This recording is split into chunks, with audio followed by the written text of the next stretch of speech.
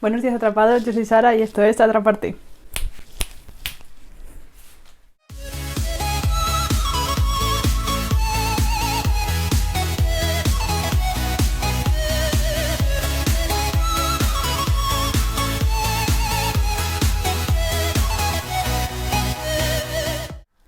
Hoy vamos a hablar de las deficciones o las tablillas de maldición en latín. Y no vengo sola, va a hacer una chica el vídeo conmigo, el vídeo conjunto. Ella se llama Laura y estudia filología clásica también. Y nada, os dejo su canal por aquí, se llama Nova Suspiria. Y yo voy a hacer la primera parte del vídeo y la segunda va a estar en su canal. Así que cuando acabéis de verme a mí, ya sabéis lo que tenéis que hacer, tenéis que ir a verla a ella. Por aquí. Y nada, empezamos. Yo os voy a contar un poquito qué son, cómo se hacían, de qué materiales estaban hechas y tal, y cómo se realizaba, digamos, el ritual de la maldición.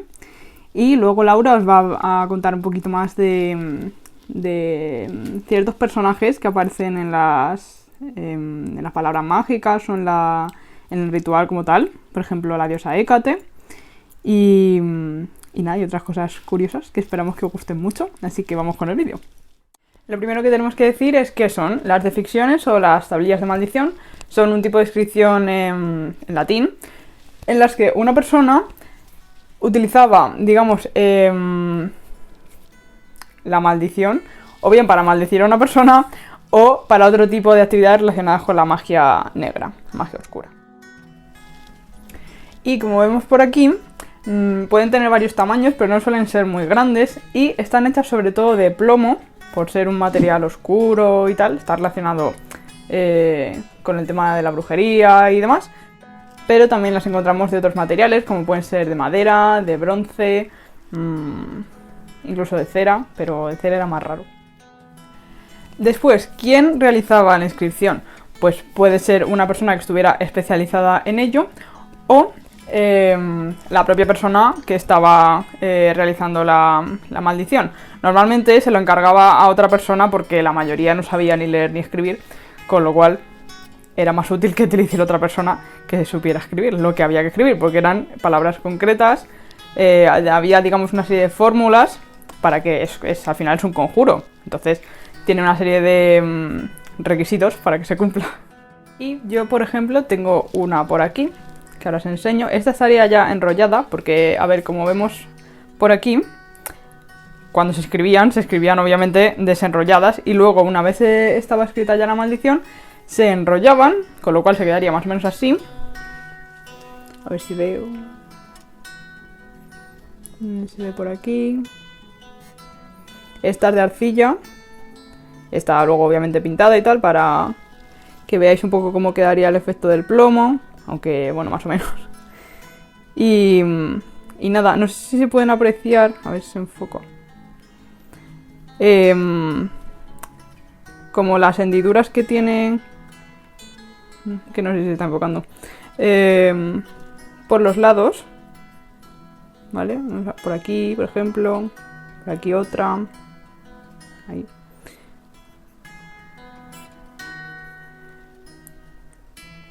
Y esas hendiduras estarían provocadas por unos... O sea, cuando una vez estaba enrollada la tablilla, se agujereaban, o sea, se atravesaban con... Por ejemplo, a ver. Podemos hacer así, por ejemplo, ¿vale? Quedarían tal que... Una cosa así.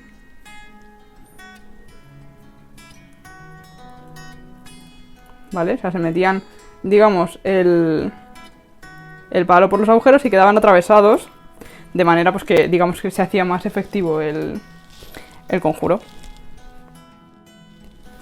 Y nada, una vez dicho esto, vamos a ver lo que sería el ritual en sí, cómo se llevaba a cabo esto y cómo tenía lugar la maldición.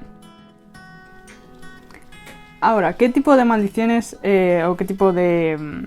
Sí, bueno, qué tipo de maldiciones podemos encontrar en estas tablillas? Por un lado estaban las maldiciones, digamos, más cotidianas y así, que podían ser pues cuando alguien te había robado algo o habías tenido una pelea por algo que había acabado un poco mal, entonces sí, te voy a poner una maldición. Igual te voy a poner una denuncia, pues te voy a poner una maldición. Luego las maldiciones relacionadas con los juegos o las competiciones en las que, por ejemplo, un hombre maldice a otro para que su caballo pierda, entonces él gane la competición, o no sé, cosas similares. Y luego están las de amor, o más bien desamor, porque si lo pensamos un poco, serían siempre desamor, ¿no? Si a una persona rechazada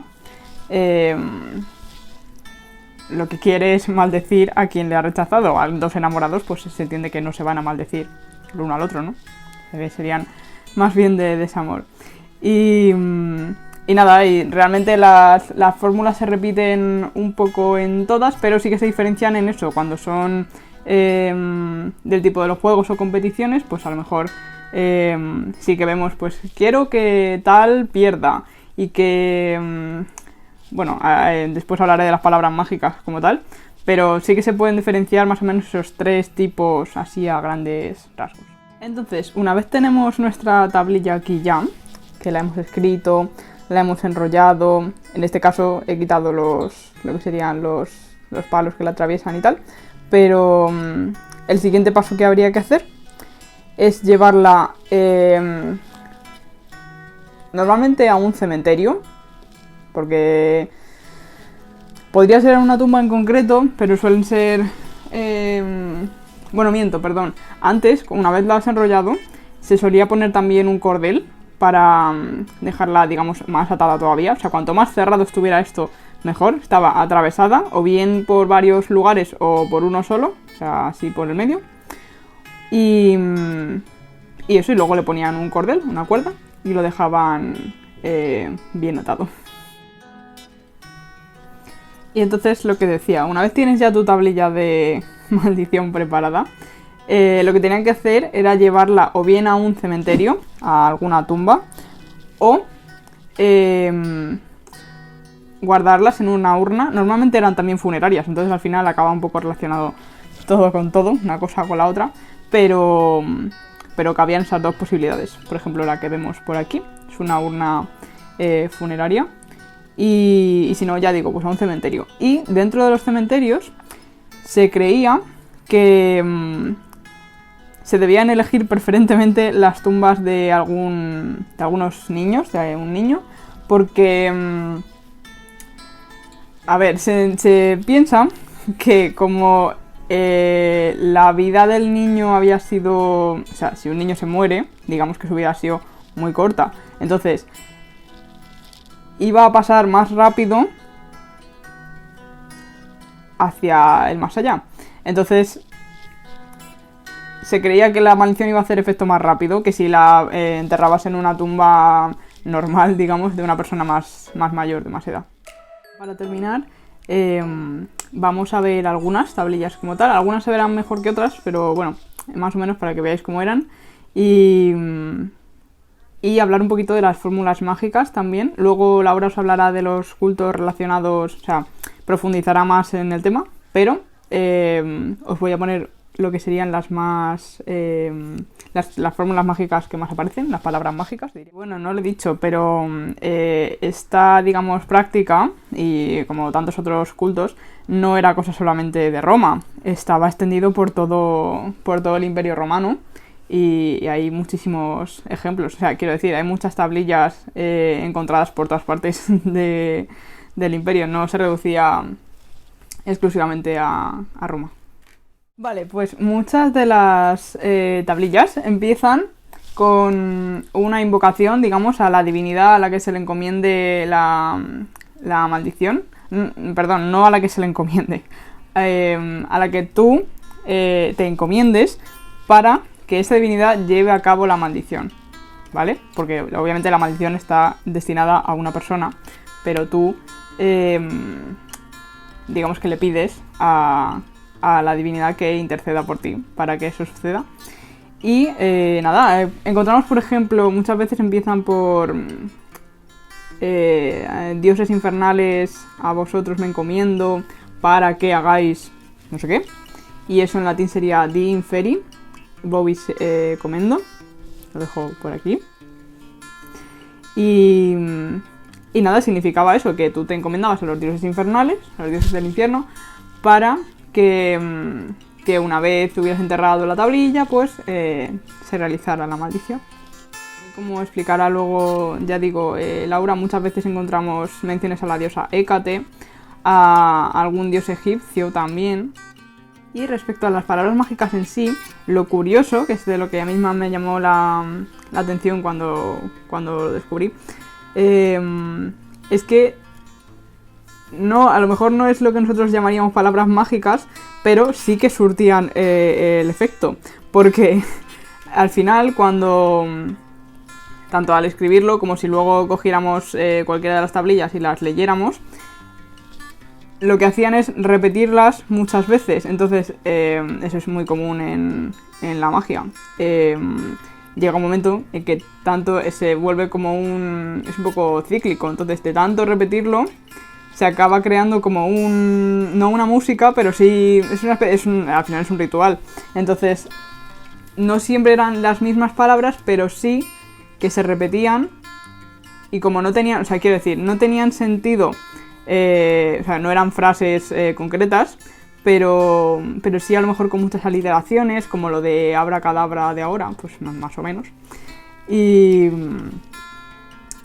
nada, eso es curioso porque ves cómo además puede empezar con la invocación a la divinidad, después obviamente pones en qué quieres que consista la maldición, a quién quieres que vaya dirigida, y esto también es muy importante porque había que especificar mucho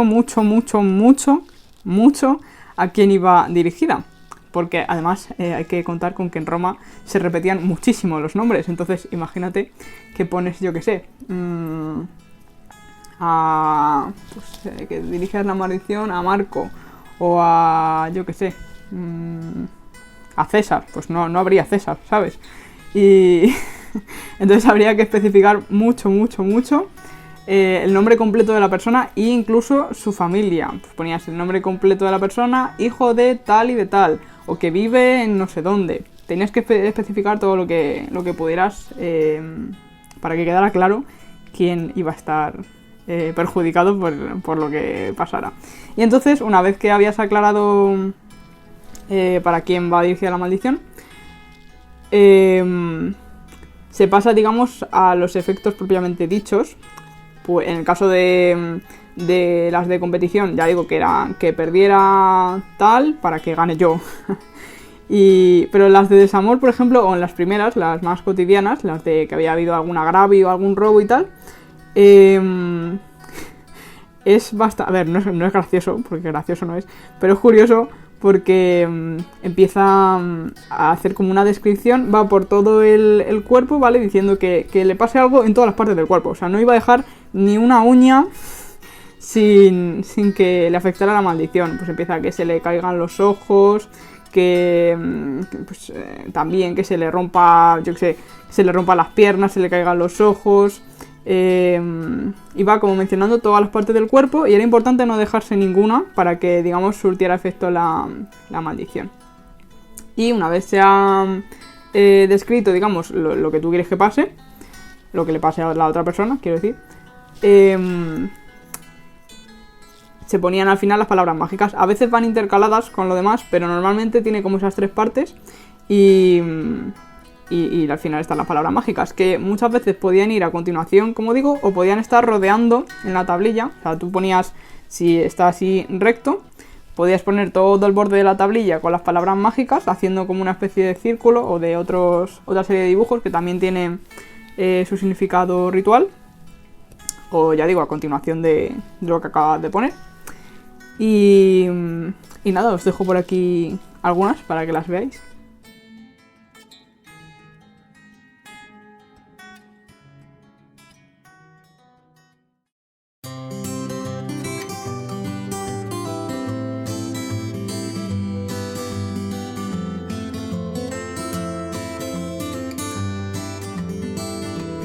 Y bueno, esto ha sido todo por mi parte. Os dejo con la parte de Laura, que seguro que está súper interesante también. Y nada, yo os veo en el próximo vídeo. ¡Chao!